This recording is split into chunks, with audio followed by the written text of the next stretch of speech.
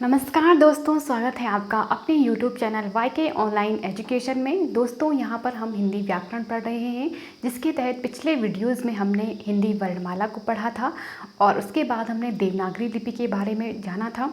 आज उसी क्रम में हम देवनागरी लिपि की जो विशेषताएं हैं, जो कमियां हैं, उनके बारे में जानेंगे। तो चैनल पर बने रहिए, वीडियो को लास्ट तक देखिए। लास्ट तक देखकर आपको बहुत सारी जानकारी आज आपको निकल करके आएगी। बहुत इम्पोर्टेंट आपके लिए ये वीडियो होने वाला है। तो चलिए शुरू करते हैं। और यदि आपने अभी तक चैनल को सब्सक्राइब नहीं किया है तो कर लीजिए, अपने दोस्तों के साथ शेयर करना बिल्कुल भी ना भूलिए।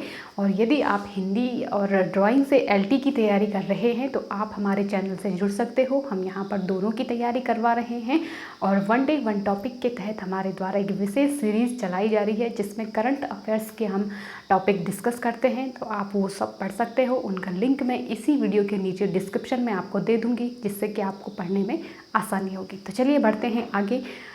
सबसे पहले बात करते हैं देवनागरी लिपि की विशेषताएं या कमियां। ठीक है, विशेषताएं कहो, गुण कहो या कमियां कहो या दोष कहो, एक ही बात है। सबसे पहले गुणों की चर्चा कर लेते हैं। वैज्ञानिक क्रम पहली विशेषता है इसकी, वैज्ञानिक क्रम। अर्थात तात्पर्य क्या है? विज्ञान क्या होता है? विज्ञान प्रैक्टिकल पर आधारित होता है, तथ्यों पर आधारित होता है। तो हमारी जो देवनागरी लिपि है उसकी सबसे बड़ी विशेषता यही है कि वो एक वैज्ञानिक लिपि है। कैसे? जब हमने वर्णमाला पढ़ी थी तो वहाँ पे हमने वर्णों का उच्चारण स्थान पढ़ा था और मैंने आपको बताया था कि जब हम जो हमारी वर्णमाला है वो इस क्रम में रखी हुई है कि सबसे निचले स्तर पर हमारा जो स्वर तंत्र है उसमें सबसे निचले स्तर पर आता है हमारा कंठ। तो कंठ से उच्चारित होने वाली ध्वनियों को कंठ ध्वनियाँ कहा गया है। तो देख लिए, सबसे पहले तो मैं मतलब जो उच्चारण स्थान है ना, स्वर तंत्र है, उसके आधार पर उनका क्रम रखा गया। आगे मैं आपको लिखवा के और अच्छे से समझाऊंगी। फिलहाल देख लीजिए। फिर दूसरे, अगर हम वैज्ञानिक क्रम की बात करें तो हमारे यहाँ पर हम सबसे पहले वर्णमाला में स्वर पढ़ते हैं, उसके बाद हम व्यंजन पढ़ते हैं। अगर हम इसको हम रोमन लिपि से कंपेरिड करें तो वहाँ पर ऐसा नहीं है। हम वहाँ पे वोवेल्स जो पढ़ते हैं, जो स्वर पढ़ते हैं, सबसे पहले ए तो आता है, लेकिन फिर उसके बाद ई हमारा 5वें नंबर पर चला जाता है, फिर आई, फिर बीच में मिलता है, फिर ओ, फिर यू, इस तरह से। तो कोई एक क्रम नहीं है उनका, वो स्वर व्यंजन दोनों एक साथ हमें देखने को मिलते हैं। जबकि यहाँ पर ऐसा नहीं है। हम पहले स्वरों को एक सेपरेट उसमें पढ़ते हैं, उसके बाद हम व्यंजन पढ़ते हैं। और व्यंजनों का जो क्रम है वो भी देख लीजिए। जब मैंने आपको पढ़ाया था तो उसमें सबसे पहले जो आता था वो क्या था? कंठ। क्योंकि हमारे स्वर तंत्र में सबसे पहले कंठ है, सबसे निचले स्तर पर आवाज़ नीचे से ऊपर को आती है ना, अंदर से बाहर की तरफ। तो सबसे अंदर को क्या है? हमारा कंठ है। ठीक, कंठ के बाद जो ध्वनियाँ आती हैं, तालु से उच्चारित होने वाली ध्वनियों को हमने नाम दिया तालव्य।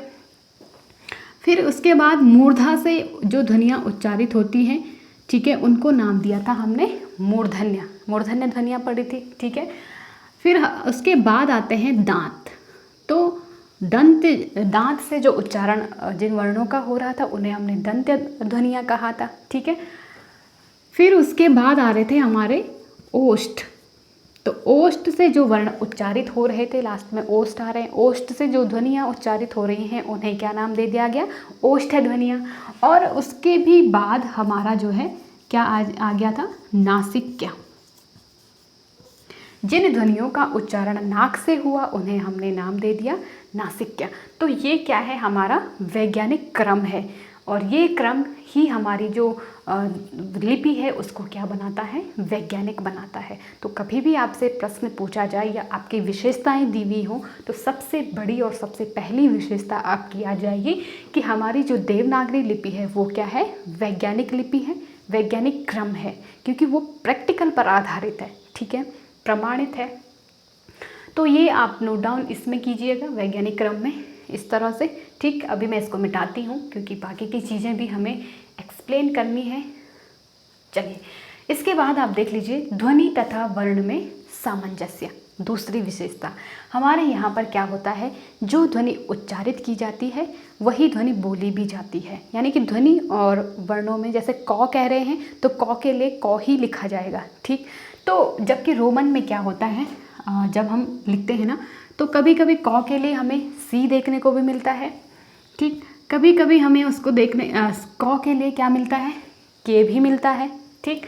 कभी कभी हमें क्यू भी मिल जाता है और कभी हमें सी एच भी मिल जाता है, क के लिए आपने देखा होगा।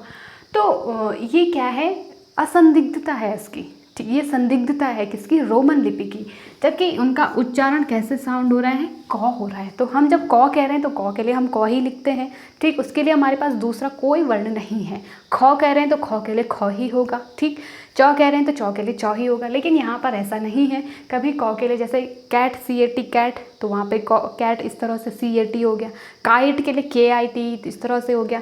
तो यहाँ पे रोमन लिपि से हम कंपेयर करें, क्योंकि हमारे यहाँ पर रोमन ज़्यादा चलता है। हम अंग्रेजी को हम यहाँ पे अंग्रेजों का शासन रहा है तो अंग्रेजी का बोलबाला पहले से ही चला आ रहा है, ठीक। तो इसलिए हम यही समझते हैं कि जो अंग्रेजी बोल रहे हैं, जो पढ़ रहे हैं, वही शिक्षित हैं। ऐसा बिल्कुल भी नहीं है, ये भ्रांति अपने दिमाग में ना पालिए, क्योंकि हमारी जो देवनागरी लिपि है वो वैज्ञानिक लिपि है, हमें उसका नॉलेज है, तो इसका मतलब हम बहुत अच्छे पढ़े लिखे हैं, ठीक। तो अपनी लिपि का ज्ञान रखिए, अपनी लिपि पर गर्व कीजिए। चलिए आगे बढ़ते हैं। तीसरी हमारी विशेषता है असंदिग्धता। असंदिग्धता का मतलब क्या है, इसमें मतलब ऐसे वर्ण नहीं है कि जिनको हम बोलें और उनका उच्चारण ना हो, या जिनका उच्चारण हो उनको बोले नहीं, या जो बोला कुछ और लिखा कुछ। जैसे उदाहरण से समझिए, अंग्रेजी में क्या होता है असंदिग्धता में, आप आगे नोट कीजिए। जैसे एक वर्ण हम लिखते हैं, एक शब्द हम रोमन की बात करें, अंग्रेजी की बात करें, PUT पुट कहते हैं, इसका उच्चारण इसी तरह से होगा। अब इसको जब आप उच्चारित करते हैं तो इसके हिसाब से इसका उच्चारण क्या होना चाहिए, बुट होना चाहिए। हमारी देवनागरी के हिसाब से तो बुट होना चाहिए, क्योंकि इसके लिए PUT पुट लिखा है, तो इसको भी BUT बुट होना चाहिए। लेकिन ऐसा नहीं है, हम इसको क्या पढ़ रहे हैं, बट पढ़ रहे हैं, ठीक। BUT but. अब देखो यू यहाँ भी है, यू यहाँ भी है, इसको हमने ऊ के रूप में उच्चारित किया, ऊ के रूप में, ठीक। अब इसको हमने किस रूप में, अ के रूप में। तो कहने का तात्पर्य क्या है, हमारी जो देवनागरी लिपि है ना, उसको हम PUT ऊ को ऊ ही पढ़ेंगे, अ को अ ही पढ़ेंगे, ठीक। तो यहाँ पे असंदिग्धता हमारी देवनागरी लिपि की बहुत बड़ी विशेषता है, ठीक। उम्मीद है आप लोग समझ पा रहे होंगे। अगर नहीं समझ में आ रहा है, आप वीडियो को बार बार चलाइए, समझ में आ जाएगा, बहुत आसान है। और अगर फिर भी आपके डाउट्स रह जाएंगे तो आप मुझे कमेंट करके ज़रूर लिखिए। इसके बाद है सभी वर्णों का उच्चारण। अब सभी वर्णों के उच्चारण से क्या मतलब है कि हमारे यहाँ पे आपने रोमन लिपि में अक्सर पढ़ा होगा कि साइलेंट वर्ड होता है ना, साइलेंट वर्णों का हम वहाँ पे क्या करते हैं, ज़्यादा प्रयोग करते हैं। जैसे नॉलेज हम लिख रहे हैं, ठीक है, जब हम नॉलेज कह रहे हैं तो जब इसकी स्पेलिंग की बात आती है ना, तो सबसे स्टार्टिंग में क्या आता है, के आता है, फिर एक जगह और डी भी आता है। तो के और डी का वहाँ पे क्या नहीं हो रहा है, हम साउंड नहीं करते हैं, उसको नॉलेज लिखते हैं, तो के का भी तो साउंड होना चाहिए, लेकिन के को साइलेंट कर दिया, डी को साइलेंट कर दिया। जैसे एक वर्ण है टॉक, ठीक है, टॉक बोलना जिसको हम कहते हैं, तो इसको अगर हम हिंदी में लिखें तो इसको ऐसे लिखा जाना चाहिए, एल का भी साउंड होना चाहिए, टॉल्क है ना, लेकिन टॉल्क क्या हो गया, एल क्या हो गया यहाँ पे, सॉरी टॉक नहीं, टॉक इस तरह से, ठीक है, टॉल्क होना चाहिए, एल का भी साउंड होना चाहिए, लेकिन हम यहाँ पे लॉ को क्या कहते हैं, साइलेंट वर्ड मानते हैं और उसका उच्चारण नहीं करते। इसी प्रकार वॉक हो गया, वॉक में भी एल साइलेंट होता है, ठीक है, बहुत सारे हैं यहाँ पे रोमन लिपि में। तो जबकि हमारी देवनागरी में ऐसा नहीं होता है, हम टॉक कहेंगे तो टॉक का लॉ में भी उसको साउंड करेंगे, जो वर्ण लिखा जाएगा वही वर्ण साउंड भी करेगा, ठीक। तो ये इसकी क्या हो गई, एक और विशेषता हो गई, ठीक। उम्मीद है आप समझ पा रहे होंगे। फिर है सिरोरेखा का प्रयोग। अब देखो सिरोरेखा एक बहुत बड़ी विशेषता भी है इसकी, और एक कमी के अंदर भी हम इसको काउंट करते हैं। विशेषता कैसे हो गई, जैसे मान लो मैंने यहाँ पर लिखा है, जैसे मैं लिखूँ राम घर गया। अब अगर मैंने इसको इस तरह से लिखा है तो कोई बिना सिरा, यहाँ पे सिरोरेखा का मतलब क्या होता है, जो ये ऊपर पड़ी रेखा होती है ना, इसको सिरोरेखा कहते हैं, ध्यान रखिएगा। तो जैसे अगर हम इसमें अभी हमने इसमें कोई सिरोरेखा नहीं प्रयोग की है तो इसको कोई कुछ भी पढ़ सकता है, रामक भी पढ़ सकता है और किसी भी तरह से आप इसको पढ़ सकते हो। लेकिन जब हमने इसको सिरोरेखा दे दी इस तरह से, तो इसने क्या कर दिया, एक अपना अर्थ ग्रहण कर दिया, ये सार्थक शब्द हो गया, सार्थक वाक्य हो गया। ठीक, तो सिरोरेखा क्या है, हमारी जो देवनागरी लिपि है उसको एक बहुत ही आकर्षण प्रदान करती है, उसको एक सार्थकता प्रदान करती है, हम ये कह सकते हैं। ठीक, और जबकि रोमन लिपि में ऐसा कुछ नहीं है। ठीक है, और उर्दू में भी ऐसा नहीं है, वहाँ पर भी सिरोरेखा का प्रयोग नहीं होता है। तो ये हमारी लिपि की विशेषता है। ठीक, चौथी इसके बाद लास्ट हमारी विशेषता है मात्रा व्यवस्था। मात्रा व्यवस्था से क्या तात्पर्य है, जैसे हम देखो कोई भी वर्ण लिखते हैं ना तो उसमें हमारी मात्राएं लगती हैं, ए की मात्रा और ऊ की मात्रा, ऊ की मात्रा, की मात्रा, ठीक है, की मात्रा, इस तरह से। तो इस तरह से जो मात्राएं हैं हमारी देवनागरी लिपि की एक बहुत ही महत्वपूर्ण विशेषता है। ठीक, तो ये यहाँ तक तो हमारी हो गई विशेषताएं। अब हम बात करते हैं इसकी कमियों की या इसके दोष पढ़ लेते हैं। देखो, सबसे पहली जो सबसे बड़ा दोष है जटिलता। जटिलता कैसे, अक्षरों की जटिलता, क्योंकि कई अक्षर हमारे पास क्या होते हैं, बहुत जटिल होते हैं, जो कई बार बनाने नहीं आते हैं कई लोगों को। जैसे अक्ष है, त्र है, ज्ञ है, ठीक है, ह है, कई ऐसे वर्ण हैं जिनको मतलब बहुत आसानी से नहीं बना सकते। जबकि रोमन है तो उसमें हम फटाफट लिख लेते हैं, लेकिन यहाँ पर नहीं है, थोड़ा हमें घुमा फिरा करके अक्षरों को लिखना पड़ता है। तो इसी कारण इसको एक विशेषता, इसकी एक कमी है कि इसमें जिसमें क्या होता है कि लिखने में अगर हमारे पास टाइम ड्यूरेशन कम है और हमें बहुत ज़्यादा लिखना है तो वहाँ पर ये चीज़ें मैटर करती हैं कि हमें जल्दी जल्दी भी लिखना है, ठीक है, और पूरे शुद्ध भी लिखना है। तो यहाँ पे एक जटिलता इसकी एक दोष हो गया। दूसरा है सिरोरेखा। अब सिरोरेखा मैंने आपको यहाँ भी बताया था कि इसकी एक विशेषता भी है और एक कमी भी है। कमी इसलिए कि जब हम कोई भी शब्द लिखते हैं ना तो उसमें हमें सिरोरेखा के लिए हमें अलग से, जैसे हमने मान लो हमने लिखा था राम घर गया, तो जब हम इस तरह से लिख रहे हैं ना तो सिरोरेखा के लिए हमें अलग से हाथ उठाना पड़ रहा है, जिसमें हमारा क्या लग रहा है, समय लग रहा है। ठीक है, तो कह सकते हैं कि समय साध्य भी एक ये इसका एक दोष है। सिरोरेखा डालने से हमारा समय ज़्यादा लग जाता है। ठीक, इसके बाद है अनावश्यक वर्ण। अब अनावश्यक वर्ण कौन है, देखिए, हालांकि क्या हुआ है कि जब भाषा का मानकीकरण हुआ ना तो बहुत सारे उसमें सुधार किए गए, और जब सुधार हुए उसके बाद जो लिपि निकल के आई वो असली देवनागरी है। अब कुछ अपवाद भी इसमें रह गए। जैसे अनावश्यक वर्णों की बात करें तो हमारे यहाँ पे अभी भी 300 हमारे मौजूद हैं। ठीक है, अब 300 हैं, उच्चारण सबका 100 है, एस ही साउंड हो रहा है सबके लिए। ठीक है, लेकिन अब इनकी वैसे इतनी ज़रूरत नहीं थी। अगर हम इनके स्थान पर सिर्फ 100 है तो उससे भी काम चल जाता। कई लोगों को पता नहीं होता है कि कौन सी 100 लिखनी है, कौन सी, मतलब कोई भी शब्द लिख रहे हैं तो वहाँ पर कौन सी 100 आनी है, यही कई बार पता नहीं चलता है। तो ये कह सकते हैं कि ये अनावश्यक शब्द हैं, ठीक, वर्ण हैं। इसके बाद रेफ विधान, ये बहुत इम्पॉर्टेंट है, यहाँ से आप समझिए इसको। रेफ का मतलब होता है रॉ के रूप। ठीक, अब रॉ को यहाँ पे 3 से 4 रूपों में लिखा जाता है। ठीक है, और वो रूप कौन कौन से हैं, मैंने इस पर एक वीडियो भी बनाया था पहले, अगर आपने नहीं देखा तो आप देख सकते हो। फिर भी मैं यहाँ पर एक संक्षिप्त में आपको बता देती हूँ। रॉ के यहाँ पे होते हैं 4 रूप। सबसे पहले पदेन रूप की अगर हम बात करें, इसके पदेन रूप, तो पदेन रूप में क्या होता है इसका, जैसे हम प्रकार लिख रहे हैं ना, कोई एक शब्द लिखा हमने प्रकार, तो रॉ का पदेन रूप, यानी कि पद का मतलब होता है पैर। ठीक है, किसी भी वर्ण के जब नीचे जो मात्रा रॉ की लगती है ना उसको उसके कहते हैं पदेन रूप। ठीक है, और दूसरा आता है, ये तो पहला हो गया, दूसरा है रेफ रूप। रेफ रूप क्या होता है, जैसे मैंने लिखा कार्य, अब ये क्या हो गया, ये यौ के ऊपर जो रॉ की आपको मात्रा दिख रही है ये इसका रेफ रूप हो गया। ठीक है, ये वर्ण के ऊपर लग जाता है।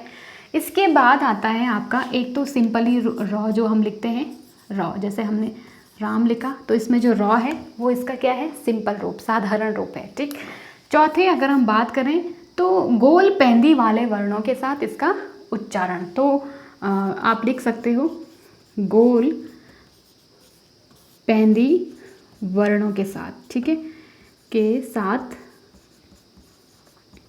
अब गोल पैंदी वाले वर्ण कौन है, जैसे ट है, ड है, ठीक है, ढ है, ये जो ट वर्ग के जो वर्ण है ना वो सारे क्या होते हैं, मतलब गोल पैंदी वाले वर्ण उन्हें कहते हैं क्योंकि वो गोलाकार होते हैं।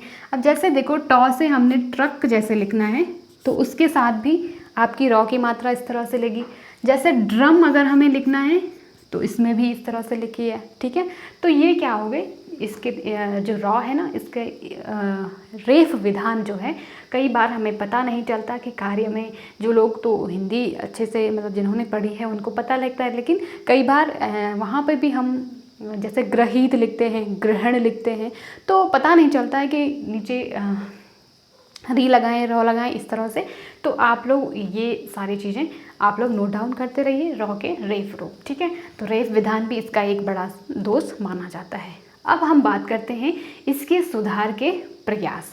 देखिए हमारी जो देवनागरी लिपि है ना, पहले बहुत सारे इसमें वर्ण थे, बहुत सारे, तो बाद में क्या हुआ, धीरे धीरे जहाँ पे जटिलता पाई गई वहाँ पे इसके सुधार के प्रयास भी किए गए। यहाँ से आपके पास अक्सर प्रश्न बनते हैं कि जो देवनागरी लिपि है उसमें सुधार के प्रयास सर्वप्रथम किसने किए थे।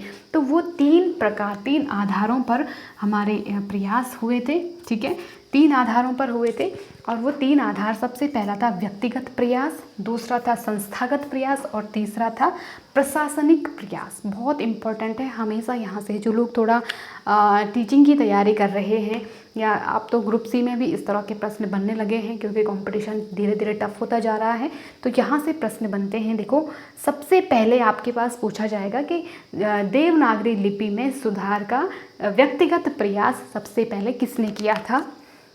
तो इसमें एक व्यक्ति का नाम लिख लीजिए। सबसे पहला व्यक्तिगत यानी कि व्यक्तिगत रूप से जिसने किया था वो थे महादेव गोविंद रानाडे। ठीक है, इन्होंने सबसे पहले बात की थी कि देवनागरी लिपि में क्या होना चाहिए, सुधार होना चाहिए।